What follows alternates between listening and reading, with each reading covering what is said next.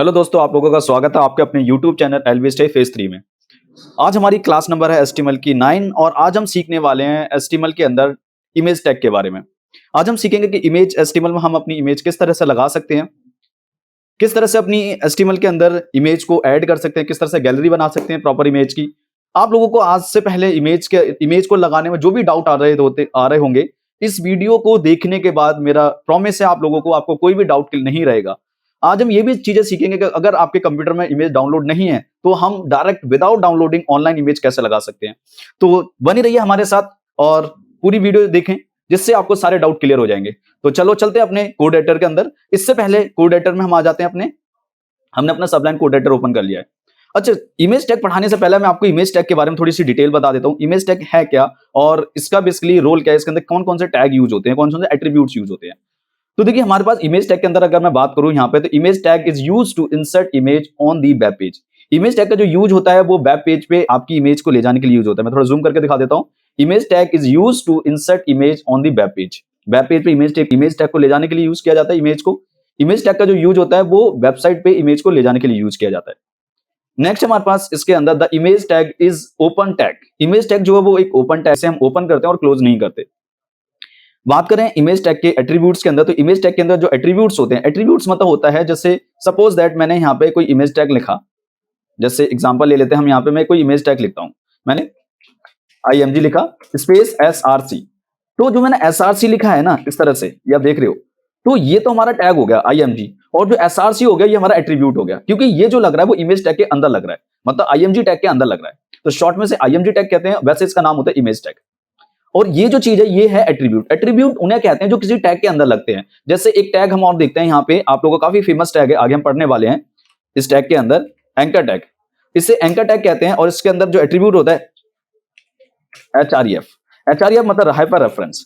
तो hyper reference जो tag होता है ये लिंकिंग के लिए यूज किया जाता है। जैसे हम जब कोई अपने वेब पेज लिंक कर रहे होते हैं तब इसका यूज करते हैं। इसको हम आगे कवर करेंगे। तो ये जो है ये हमारा टैग है और ये हमारे पास क्या है, इसके अंदर एट्रीब्यूट्स हैं। ओके, इसके आगे हम कवर करते हैं नेक्स्ट। इसके आगे हमारे पास और कौन कौन से एट्रीब्यूट होते हैं हमारे पास इमेज टैग के अंदर। एक तो एट्रीब्यूट हमारे पास SRC हो गया, दूसरा होता है टाइटल। आपने देखा होगा जब कहीं भी हम अपनी इमेज के ऊपर या कहीं पे भी, सपोज दैट मैं अभी माइक्रोसॉफ्ट वर्ड के अंदर हूं और मैं यहां कर्सर लेके जाऊंगा तो इसके बारे में देखो दिखा रहा है सेंटर, इसकी शॉर्टकट की भी दिखा रहा है Ctrl+E होती है। इसी तरह से जब आप इमेज के ऊपर कर्सर लेके जाओगे तो वो उसके बारे में दिखा देगा कि उसकी क्या इंफॉर्मेशन है, क्या इमेज के आपने क्या मैसेज उस इमेज पे पुट करा है, वह मैसेज को एज ए पॉपअप के तौर पर दिखा देगा। अल्टर इमेज होता है ALT, अल्टर। इसका जो यूज किया जाता है वो जब किया जाता है जब आप कई बार देखा होगा कि आप इमेज तो लगा रहे हो बट इमेज लगाने के बाद आपका जो इमेज है वो डिस्प्ले नहीं हो रही है। तो जब डिस्प्ले नहीं हो रही है तो उस केस में हम क्या करते हैं, कोई मैसेज प्रिंट करा देते हैं कि URL missing, please check your URL, please check your path. ठीक है, इस तरह से अगर कोई मैसेज अगर प्रिंट कराना चाहते हो जब इमेज हमारी नहीं आएगी तब उसके लिए अल्टर टैग का यूज किया जाता है। उसके बाद हमारे पास आता है हाइट टैग। जैसे इमेज की अगर आपको हाइट दिखानी है कि हाइट कम ज्यादा करनी है इमेज की, तो उसके लिए हाइट टैग यूज करते हैं। अगर इमेज की विड्थ कम ज्यादा करनी है तो विड्थ टैग यूज करते हैं। तो इस तरह से हम अपनी इमेज के अंदर ये कुछ एट्रीब्यूट्स होते हैं हमारे पास, टोटल 5 एट्रीब्यूट्स यूज होते हैं हमारे पास, SRC, टाइटल, अल्टर, हाइट और विड्थ। ओके, चलो अपने कोड एडिटर में दोबारा वापस आ जाते हैं यहाँ पे। और इसके अंदर हम यहाँ पे जो कवर करेंगे, फर्स्ट हम क्या करते हैं, एक इमेज लगाते हैं, IMG टैग यूज करेंगे। और IMG टैग यूज करने के बाद मैंने क्या करा, SRC देखो ऑटोमेटिक लग गया। मैंने क्या करा, ध्यान से दोबारा देखो, एक बार थोड़ा जूम करता हूं, एक बार और अच्छे से क्लियर करो। IMG टैग लगाया, टैब प्रेस कर देंगे और टैब प्रेस करते देखो अपने आप SRC और ये जो इजिकल टू और डबल कोट्स का साइन ऑटोमेटिक आ जाएगा। अच्छा, इसके बाद देखो एक चीज और बता दूं, मैंने image.html के नाम से फाइल सेव करी हुई है। अच्छा, ये फाइल मैंने कहां सेव करी हुई है, मैंने एक फोल्डर में सेव की हुई है और उसी फोल्डर के अंदर मैंने इमेज रखी हुई है n1.jpg के नाम से। अगर आपको याद रखना, हमेशा इमेज के एक्सटेंशन नेम को ध्यान पे रखें। इन केस अगर आपको इमेज का एक्सटेंशन नेम देखना नहीं आता है या फाइल का एक्सटेंशन नेम देखना नहीं आता है, डोंट वरी, हम कवर करेंगे इस वीडियो में। देखिए हम क्या करते हैं, इमेज के ऊपर जैसे ही कर्सर लेके जाएंगे तो यहाँ पे एज अ पॉपअप में दिखा रहा है इमेज टाइप क्या है, JPG है और उसका साइज भी दिखा देगा फाइल का। अगर इसके बाद हम बात करें कि अगर आप यहां से भी नहीं देख पा रहे हो, आपके पॉपअप भी नहीं आ रहा है ले जाने के बाद, तो राइट क्लिक करेंगे इमेज के ऊपर। पहले आप इमेज पे लेफ्ट क्लिक करेंगे, फिर राइट क्लिक करेंगे, उसके बाद सीधा प्रॉपर्टीज में आ जाएंगे। प्रॉपर्टीज में आने के बाद आप देखेंगे यहाँ पे फाइल, इसका फाइल देखेंगे तो इसके अंदर दिखा रहा है JPG फाइल .jpg लिखा हुआ है, ये आप देख पा रहे हैं यहाँ पे। तो यही हमारे फाइल का टाइप है, नाम ये रहा हमारा N1। ठीक है, तो हम यहां से कैंसिल करते हैं, बाहर आ जाएंगे। इसके बाद हमने क्या करा, दोबारा ब्राउजर में आते हैं, यहाँ पे आ गए और मैंने क्या लिखा है इसके अंदर N1.jpg। सेव कर देंगे, कंट्रोल एस से सेव करा, राइट क्लिक करके ओपन इन ब्राउजर करेंगे यहाँ पे, और आप देख पाएंगे यहाँ पे मेरी इमेज आ चुकी है। ये देख पा रहे हैं, ये इमेज काफी बड़ी है क्योंकि मैंने यहाँ पे एचडी क्वालिटी में इमेज को डाउनलोड किया है, इसलिए ये काफी बड़ी आ रही है। मैं चाहता हूँ थोड़ी सी इसकी जो रेजोल्यूशन है, जो क्वालिटी है, काफी हाई है। मैं चाहता हूँ इसकी हाइट विड्थ को मुझे एडजस्ट करना है, तो ऑल टैब ये मूव करने के लिए होता है ब्राउजर से कोड एडिटर में और कोड एडिटर से ब्राउजर में। तो ऑल टैब प्रेस करेंगे, दोबारा वापस आ जाएंगे अपने कोड एडिटर के अंदर, और यहाँ पे इसको डबल कोट्स के बाद स्पेस प्रेस करना है। यहाँ पे हम लिखना है बच्चे हमें क्या, विड्थ। तो विड्थ टैग लगाएंगे, मुझे विड्थ कितनी चाहिए, मुझे इसकी विड्थ चाहिए मुझे 300 पिक्सल, और हाइट कितनी चाहिए मुझे, हाइट भी मुझे चाहिए यहाँ पे कितनी, 300 पिक्सल। मैंने ये दे दिया। यहाँ पे सेव करते हैं, रिफ्रेश करेंगे यहाँ पे, तो आप देख पाएंगे आपकी इमेज छोटी हो गई है। ये देख पा रहे हैं हमारे पास ये हमारी इमेज आ रही है और काफी अब छोटी हो चुकी है। अच्छा, इसके अंदर एक और चीज हमारे पास इंपॉर्टेंट होती है कि अगर सपोज दैट आपकी इमेज जो मैंने ये लगाई है, ये अभी क्या है, ये सेम फोल्डर में रखी हुई थी यहाँ पे। अगर इन केस ये मैं किसी और फोल्डर में डाल देता हूं, सपोज दैट मैं यहाँ पे एक और फोल्डर बना देता हूं, कंट्रोल शिफ्ट एन प्रेस कर रहा हूं फोल्डर बनाने के लिए। ये कहां पे बना रहा हूं, ये उसी फोल्डर के अंदर बना रहा हूं। देखो आई एम यहाँ पे इमेज क्लास वाले फोल्डर में गए और इसी के अंदर एक और फोल्डर बनाएंगे। शॉर्टकट यूज करेंगे कंट्रोल शिफ्ट एन, भूलना मत, कंट्रोल शिफ्ट एन शॉर्टकट मैंने यूज करी है। यहाँ पे हम दे देंगे कुछ भी नाम दे दो, जैसे इमेज फाइल नाम दे दिया।